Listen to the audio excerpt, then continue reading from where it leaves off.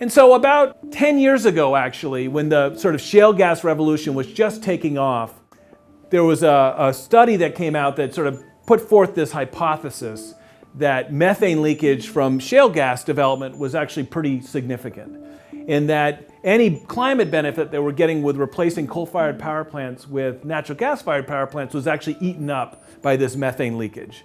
And so this caused a lot of consternation, not only in the scientific community, but also in the public. And there were articles in the New York Times, Scientific American, Washington Post, headlines like, no climate benefit for natural gas and things like that. And so this raised a lot of concerns. But one of the challenges with this is that these studies were based on very little data. I mean, it was literally a handful of facilities they had information for, whereas there are tens of thousands or hundreds of thousands of facilities out there that are part of the natural gas system. We need to estimate the aggregate emissions from all those facilities.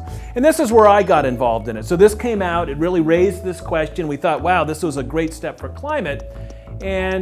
But there's this concern about methane emissions. And so that's where myself and a team of us from Carnegie Mellon got really involved in the research. And what we did is we said, well, the real key question is we need to know how much methane is actually going out in the atmosphere. So we need to go around the country and measure methane emissions from all these facilities. And so we did this as part of a big project. And this is a picture of one of the teams at a gas processing facility in northeastern Pennsylvania, and you can see there by our measurement truck. And then you can see the map, and this is just a map showing all the different basins we went to across the country as part of this larger sort of project. And we probably measured methane emissions from 400 to 500 facilities across the country. So we went from having data for literally a handful or tens of facilities to hundreds of facilities. And that lets us make much more robust conclusions about how much methane is actually being emitted to the atmosphere.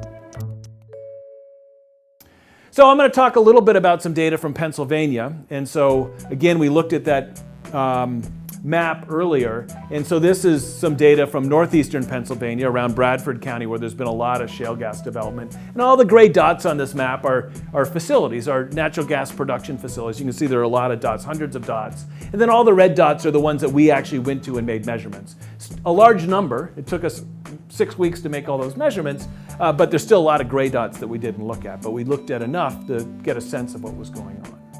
So what did we do? Well, we took out a van that had a lot of very sophisticated instruments on board, these laser-based sort of methane measurement instruments.